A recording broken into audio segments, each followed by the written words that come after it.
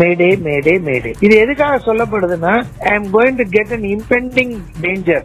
இம்பெண்டிங்னா இன்னும் கொஞ்ச நேரத்துல நடக்கலாம். அந்த கொஞ்ச நேரங்கிறது வந்து இட்ஸ் கொஸ்டின் ஆஃப் டைம். அது வந்து ஏர்கிராஃப்ட் வந்துட்டு கிட்டத்தட்ட லிஃப்ட் ஆஃப் பண்ண உடனே வந்து அதை வந்து இஷ்யூ பண்ணிருக்காங்க, மேடே அப்படிங்கறத இஷ்யூ பண்ணிருக்காங்க. 625 அடியில வந்து சிக்னலும் வந்துட்டு போயிருவீங்க, நம்மளால பாக்க முடியுது அந்த ஆல்டிடியூட்ல. இப்போ நீங்க ஆக்சிலரேட்டர் அமுத்துறீங்க, வேகமா வண்டி போயிட்டே இருக்கு. திடீர்னு நீங்க என்ன பண்ணாலும் பவர் இல்லாம பவர் டக்குன்னு 5000 ஆர்பிஎம்ல இருக்கிற இன்ஜின் பவர் வந்து 1000 ஆர்பிஎம் வந்துச்சுன்னா உங்களால எப்படி அதே வேகத்தை உங்களால?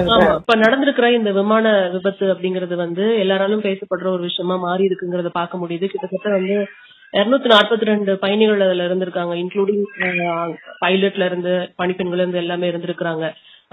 இதுக்கான முதல் கட்ட காரணம் என்ன அப்படிங்கறது வந்து உங்களுக்கு தெரிய வாய்ப்பு இருக்குன்னு நினைக்கிறோம். ஏன்னா முன்னாள் விமானி, அது மட்டும் இல்லாம இந்த விமானத்துல நீங்க பயணம் பண்ணியிருந்திருக்கீங்க, இதை எடுத்துட்டு போயிருக்கீங்க அப்படின்னு பல இடங்கள்ல பதிவு பண்ணிருக்கீங்க. முதல் கட்ட காரணம் என்னங்கறது தெரிஞ்சுக்கலாமா? முதல் கட்ட காரணம் என்னமா, பிளேன் வந்து ரன்வேல ஓடுபாதையில வேகமா பயணிச்சு ஒரு குறிப்பிட்ட வேகம் வரும்பொழுதுதான் அந்த வண்டியில அந்த பிளேன்ல அப்ப இருக்கிற வெயிட்டுக்கு தகுந்த மாதிரி ஒரு வேகம் இருக்கு. அந்த வேகம் வரும்போதுதான் அந்த ரெக்கை வந்து அந்த வெயிட்ட வந்து மேல தூக்கிறதுக்கு, பிளேனுடைய அந்த முழு எடையும் தூக்கிட்டு மேல பறக்கிறதுக்கு உண்டான சக்தி அந்த ரெக்கைக்கு அப்ப வருது. இது அடிப்படையா புரிஞ்சுக்கோங்க. இப்ப மேல வண்டி கிளம்பி போகுது. மேல போக போக போக போக இப்ப இந்த 2 இயந்திரங்கள்ல இருந்து உந்து சக்தி வருது இல்லைங்களா, அதுதானே முன்னாடி தள்ளுது பிளேன. இப்ப இந்த உந்து சக்தி வந்து உதாரணத்துக்கு இப்படி எடுத்துப்போம், 80ல இருந்து 90% அந்த இன்ஜினுடைய பவர் இருந்துச்சுன்னா அந்த பிளேன்னால வந்து மேல போயிட்டே இருக்க முடியும். இது ஒண்ணு. அந்த 80ல இருந்து 90% இருந்து 70% குறைச்சிங்கன்னா அந்த பிளேன் வந்து நிலையா அப்படியே பறந்துட்டு இருக்கும். 2000-3000 அடி போயிடுச்சுன்னா 3000 அடியிலேயே பறக்கணும்னு நினைச்சீங்கன்னா ஒரு 70% பவர் இருந்ததுன்னா அது பறக்கலாம்னு பறந்துட்டு இருக்குன்னு வச்சு கீழே தொப்புன்னு ஊந்துறாரு. சரிங்களா? இப்போ இந்த பிளேன் வந்து ஓடுபாதையில ஓடி வந்து ஒரு குறிப்பிட்ட வேகம் வந்து மேல் எழும்புது இல்லீங்களா? மேல் எழும்புது எப்படி? பூமியில இருக்கக்கூடிய புவி ஈர்ப்பு விசைக்கு உந்திக்கிட்டு அது மேல போகுது. கிட்டத்தட்ட 200 டன் வெயிட் இருந்திருக்கலாம். அது நான் எல்லாமே தோராயமா தான் சொல்றாங்க, ஆக்சுவல் வெயிட் ஸ்பேஸ்ல. 200 டன்னா 200,000 கிலோ இல்லீங்களா? 1 கிலோ நீங்க கையில தூக்கி பாத்தீங்கன்னா தெரியும் வெயிட் எவ்வளவு. 5 கிலோ தூக்கி பாத்தீங்கன்னா தெரியும். 200,000 கிலோ வெயிட் எடைய ஒரு 2 இயந்திரங்களும் மேல தூக்கிட்டு போகுதுன்னு வச்சுப்போம். இப்ப திடீர்னு ஒரு எந்த ஹைட்ல எந்த உயரம் அது பறந்துட்டு இருக்கும்போது பிரச்சனை ஆரம்பமாச்சுன்னு நமக்கு தெரியாது. ஆனா கடைசியா ரேடார் வந்து ரெக்கார்டட் ஹைட் வந்து 625 அடி. சரி, இப்ப நம்ம வந்து ஒரு தோராயமா ஒரு 500-600 அடியில இந்த பிரச்சனை ஆயிருக்குதுன்னு வச்சுப்போமே. அதுக்கப்புறமா வந்து அந்த பிளேனை வந்து தன்னுடைய கட்டுப்பாட்டுக்குள்ள கொண்டு வரதானே அந்த விமானி முயற்சித்திருப்பாரு. முயற்சிக்கும் போது பவர் லாஸ் சடனா சைன்னு பவர் கீழே இறங்குதுன்னு வச்சுக்கோங்க. இப்போ நீங்க ஆக்சிலரேட்டர் அமுத்துறீங்க, வேகமா வண்டி போயிட்டே இருக்கு. திடீர்னு நீங்க என்ன பண்ணாலும் பவர் இல்லாம பவர் டக்குன்னு 5000 ஆர்பிஎம்ல இருக்கிற இன்ஜின் பவர் வந்து 1000 ஆர்பிஎம் வந்துச்சுன்னா உங்களால எப்படி அதே வேகத்தை உங்களால? கஷ்டம் இல்லைங்களா? கிட்டத்தட்ட அதே மாதிரிதான் இங்கேயும் நடந்திருக்கு. இந்த பிளேனால வந்து இங்கிலீஷ்ல சொல்லணும்னா the plane was not able to sustain its height. அது எந்த உயரத்துல இருந்ததோ அந்த உயரத்தை அதனால வந்து தக்க வச்சுக்க முடியல.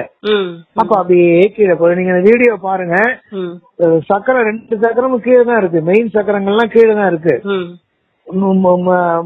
பிளேனுடைய மூக்கு பகுதி வந்து ஸ்லைட்டா அப்படி தூக்குன மாதிரி இருக்கு பாருங்க, அப்படியே கீழே போய் உட்கார்ந்து. அது விழுந்த இடம் வந்து விடுதியா போயிடுச்சு.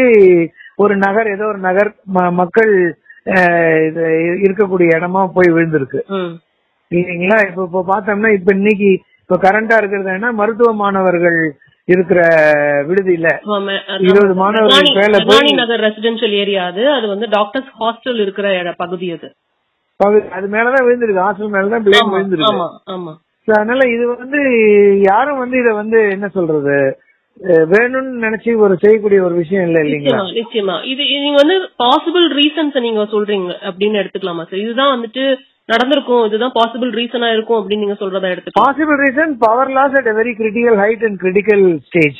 ஏன் பவர் லாஸ் அப்படிங்கறத வந்து நம்ம யோசிக்கிறோம் அப்படின்னா, நிறைய பேர் சொல்றது என்னன்னா 2 இன்ஜின் ஒரே டைம்ல எப்படி பவர் லாஸ் ஆகும் அப்படிங்கிற ஒரு கேள்வி வந்து ஆகிறதுக்கு வாய்ப்புகள் குறைவுங்க. பட் ஆகிறதுக்கு வாய்ப்புகள் இல்லைன்னு சொல்ல முடியாது இல்ல. Okay, See, it is like this. When both the engines cannot fail. If that is the case, you will have to have 4-6 engines. அப்ப அது மோர் லைக்லி வந்து ஒரு டெக்னிக்கல் ஃபெயிலியர் தான். இது வந்து ஹியூமன் எரரா இருக்கிறதுக்கு வாய்ப்பு இல்ல. வாய்ப்புகள் இல்லன்னு இது வரைக்கும் நம்ம நம்புறோம். ஓகே. இது வந்து டெக்னிக்கல் ஃபெயிலியரா இருக்கிறதுக்கு தான் வாய்ப்புகள் அதிகமா இருக்கு. டெக்னிக்கல் ஃபெயிலியர் ஆகிறதுக்கு வாய்ப்புகள் இருக்கு. என்னோட அனுபவத்துல பாத்தீங்கன்னா இட்ஸ் ஆல்வேஸ் இன்னைக்கு இருக்கிற technical அட்வான்ஸ்மெண்ட்ல it is always the man behind the system who will be responsible. சாதாரணமா அசாதாரணமான சூழ்நிலையில சிஸ்டமே ஃபெயில் ஆகிறதுக்கு வாய்ப்பு இருக்குல்ல. it is man made. No, நிச்சயமா மெக்கானிக்கல் அத நம்ம எடுத்துக்க முடியும் கண்டிப்பா. இப்போ நம்ம வந்து ஒரு ஸ்டாண்டர்ட் புரோட்டோகால் இருக்கும். இது நம்ம வந்து ஒரு ஃளைட் ஏறினதுக்கு அப்புறம் ஒரு புரோட்டோகால் இருக்கும். அந்த புரோட்டோகால்ல வந்து நம்மளால இந்த ஃபெயிலியரா நம்மளால இது ஜட்ஜ் பண்ணிருக்க முடியாதுங்களா? இப்படி ஒரு விஷயம் நடக்கிறதுக்கு வாய்ப்பு இருக்கு அப்படிங்கறது. ஒரு இன்ஜின் ஃபெயில் ஆறத நீங்க எக்ஸ்பெக்ட் பண்ணலாமா? See, the aircraft is designed at the time of takeoff. If you happen to have an engine failure in one engine, the other engine is designed to take the load in such a way that you will get airborne. You can go up to say about 2,000 to 3,000 feet above the ground level. Make a radar vectors or make a circle, come back and land safely. You cannot continue the flight. ஏன்னா இருக்கிறது 2 இன்ஜின்மா 100% பவர்ல 50% power போயிடுச்சு உங்களுக்கு. புரியுது. இப்ப 50% power தான் இருக்கு. Total power available. Okay. With that, this aircraft is all the passenger aircrafts are designed to get airborne with one engine failure. Okay. But in this particular case, what I feel is it could be a power loss. It is not total failure. Power loss. இல்ல total ஃபெயிலியரா இருக்க கூட வாய்ப்பு இருக்கு. அதுதான் நான் சொல்ல வரேன். As of now, it can be power loss. நிச்சயமா சார். இதுல இன்னொரு விஷயம் என்னன்னா, aircraft issued a mayday distress அப்படின்னு சொல்றாங்க. கால் ஆஃப்டர் லிஃப்ட் ஆஃப் அப்படிங்கறது என்னங்கிறது தெரிஞ்சுக்கலாமா? மேடேங்கிறது வந்து when the aircraft, passengers, life and their belongings, everything is under imminent danger. Imminent dangerனா அவ்வளவுதான் அப்படிங்கிற ஒரு கண்டிஷன் இருக்குல்ல. அந்த சூழ்நிலை வரும்போது they always call mayday. இது எதுக்காக சொல்லப்படுதுன்னா, I am expecting I am going to get an impending danger. impendingனா இன்னும் கொஞ்ச நேரத்துல நடக்கலாம். அந்த கொஞ்ச நேரங்கிறது வந்து it's question of time. Okay. அது வந்து ஏர்கிராஃப்ட் வந்துட்டு கிட்டத்தட்ட லிஃப்ட் ஆஃப் பண்ண உடனே வந்து அத வந்து இஷ்யூ பண்ணிருக்காங்க. மேடே அப்படிங்கறத இஷ்யூ பண்ணிருக்காங்க. அந்த அப்ராக்சிமேட்லி 625 அடியில வந்து சிக்னலும் வந்துட்டு போயிருவீங்க. நம்மளால பார்க்க முடியுது அந்த ஆல்டிடியூட்ல. இல்ல, that could be any other reason. எல்லாமே வந்து நீங்க black box வெளியில வந்து ஃபுல் டீடைல்ஸ் தெரியாத வரைக்கும்மா நம்ம வந்து எல்லாமே வந்து அனுமானத்தின் அடிப்படையில எதை வேணாலும் பேசலாம். பட் ஆக்சுவல்ஸ் என்னங்கிறது வேற. ரெண்டாவது, this crash has taken place outside the perimeter of the airport. ஏர்போர்ட்டுக்குள்ள நடக்கல. நிச்சயமா. அப்ப வந்து ஃபயர் அண்ட் ரெஸ்கியூ சர்வீஸ் வந்து கிட்டக்க போறதுக்கே வந்து சில இடங்கள்ல வந்து சாலைகள் அவ்வளவு பெருசா அகலமா இருக்க வாய்ப்புகள் இல்ல. இமிடியேட்டா போக முடியாது. இன்ஃபர்மேஷன் வந்து போகணும். இதுல நிறைய லூஸ் எண்ட்ஸ் இருக்கு இதுக்குள்ள. நிச்சயமா. இதுல இன்னொரு விஷயம் என்னன்னா, இந்த மாதிரி ஒரு எமர்ஜென்சி டைம்ல வந்து ஒரு பைலட்டோட ஸ்டாண்டர்ட் புரோட்டோகால் என்னவா இருக்குங்கிறது தெரிஞ்சுக்க முடியுங்களா? ஸ்டாண்டர்ட் புரோட்டோகால் என்னங்க, you are trying to handle power loss. பாருங்க, இது ஹேப்பன்ட் எக்ஸாக்ட்லி அந்த take off point. Take off பாயிண்ட்ல தான் நடந்திருக்கு பாருங்க. டேக் ஆஃப் ஆகி ரன்வே எண்டில் தான் அது நடந்திருக்கு பாருங்க. Exactly. So the aircraft has gone down after getting airborne. இப்ப எனக்கு இதுல இன்னொரு என்னன்னா, இந்த மாதிரி ஒரு ஆக்சிடென்ட் வந்து பிரிவென்ட் பண்றதுக்கு ஏடிசிக்கு ஒரு முக்கியமான ரோல் இருக்கு தானே. அப்ப அவங்களுமே nothing to do with this ma'am. Sorry. Okay. நீங்க இதுல ஏடிசி வந்து இதுல ஒண்ணுமே சொல்ல முடியாது. பிளேன் ஏர்கிராஃப்ட் ஹஸ் காட் ஏர்பார்ன்யா. சப்போஸ் இதே ஏர்கிராஃப்ட் வந்து ரன்வேக்குள்ளால இந்த விஷயம் நடந்திருக்குன்னு வச்சுக்கோங்க. ஏர்போர்ட்டுக்குள்ளால நடந்திருந்தா கூட ஃபயர் அண்ட் ரெஸ்கியூ இருக்கு இல்லையா, அது எவ்வளவு சீக்கிரம் கிட்டக்க போனாங்கிற ஒரு பாயிண்ட்ல தான் அது வந்து நிக்கும். மற்றபடி ஏடிசில எந்த விதத்துல இந்த ஆக்சிடென்ட் வந்து அவங்களுடைய ரோல் இதுல ஒண்ணுமே இல்ல. இதுல புரியுது சார். அப்படி பாத்தீங்கன்னா 787 Dreamliner 2011-12 it came for the passengers use. Okay. Now it is 2025. இப்பதானே இவ்வளவு பெரிய டிசாஸ்டர் நடந்திருக்கு. இப்ப இந்த ப்ராப்ளம் வந்து இது இது இது வந்து பிளாக் பாக்ஸ் வந்ததுக்கு அப்புறம் தான் என்ன நடந்திருக்குங்கறத கண்டுபிடிக்க முடியுமா, இல்ல வந்து ஃபர்ஸ்ட் ஹேண்ட் ரிப்போர்ட் வந்து வெளியில சீக்கிரமா வரதுக்கு வாய்ப்பு இருக்கா? எனக்கு தெரிஞ்சு வரதுக்கு வாய்ப்புகள் குறைவு. Okay okay. ஆனா என்னன்னா இதுல வந்து நிறைய ஃபாரின் பேசஞ்சர்ஸ் இருக்காங்க.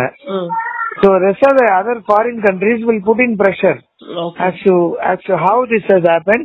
We would like to know because our citizens have lost their life. இல்ல இறந்துட்டாங்களாலோ இல்ல பெரிய சீரியஸான பிசிக்கல் இன்ஜுரிஸ் ஆச்சுனாலும் we are responsible for their questions from the other countries, isn't it? அதுக்காகவாது இந்த ஆக்சுவல் ஃபேக்ட்ஸ் வந்து வெளியில வர வாய்ப்புகள் இருக்கு. எல்லாத்தோட 787 வந்து சக்சஸ்ஃபுல் ஏர்கிராஃப்ட்மா போயிங்க பொறுத்த வரைக்கும். புரியுது சார், புரியுது. So he will not keep quiet, yeah. Okay. That his credibility is going to go for a toss, isn't it? Sir, last year இதே பிளைட்ல பிரச்சனை இருந்ததாகவும் டிசம்பர்ல வந்துட்டு ஏர் இந்தியா வந்து இதை நாங்க சரி பண்ணிட்டோம்னு வந்து அனௌன்ஸ் பண்ணதாகவும் சொல்றாங்களே, அது எவ்வளவு தூரம் உண்மைன்னு தெரிஞ்சுக்கலாம்? I cannot criticize on that. Number one. Number two, நான் 2020ல நான் ரிட்டையர் ஆயிட்டேன். I mean I am off from flying from கொரோனாக்கு அப்புறம் நான் fly பண்ணல நான். Okay. So now for more than 5 years, ever since I have flown, ever since I have touched the controls of an aircraft, that too கடைசியா நான் fly பண்ணது 787 Dreamliner தான். Okay. To be so அதனால இத வந்து நான் I cannot criticize on this man. நம்மளோட civil aviation infrastructure வந்துட்டு இன்னும் நம்மளோட செக்கிங்ஸ் எல்லாம் ஸ்ட்ரென்தன் பண்ணனும் நீங்க நினைக்கிறீங்களா? See, at the end of the day, your training and standards have got to be on the better side and highest standards. இதுல வந்து மாற்று கருத்து யாருமே இருக்க முடியாது. ஆனால் பர்ஃபெக்ஷன்ங்கிறது என்னமா? How can you define perfection? 99.999 போட்டுட்டே போனீங்கன்னா கடைசியில 0.00001% இல்ல கூட ஒரு விஷயம் நடக்கலாம்ல. நிச்சயமா ஆல் ஓவர் தி வேர்ல்ட் எங்கயாவது ஒரு இடத்துல ஒரு ஆக்சிடென்ட் நடந்துதாமா இருக்கு. நீங்க வந்து ஆக்சிடென்ட் ரிப்போர்ட்ஸ் எடுத்து பாத்தீங்கன்னு வச்சுக்கோங்க, எங்கயாவது ஒரு இடத்துல ஒரு விஷயம் நடந்துட்டு தான் இருக்கு. இது 787ல நம்ம நாட்டுல நடந்துட்டதுனாலயும் 787 இருந்துட்டதுனாலயும் how can this aircraft get into the situation like this அப்படிங்கிற ஒரு அதிர்ச்சி ஒண்ணு இருக்குல்ல, அது இருக்கு. எனக்கு வந்து பர்சனலா this aircraft I had got it from Seattle to India, Delhi. ஆமா, புதுசா கார் டெலிவரி எடுக்கிற மாதிரி இத டெலிவரி எடுத்துட்டு வந்தேன் நான் 2014. இந்த ஏர்கிராஃப்ட் டெலிவரி எடுத்துட்டு வந்தேன். ஆமா, இந்த பர்టిక్యులர் ஏர்கிராஃப்ட் GTA. ஓகே. எனக்கு ரொம்ப மனசுக்கு வந்து ரொம்ப சங்கடமா இருக்குமா, அது பாக்க ரொம்ப சங்கடமா இருக்கு மனசு.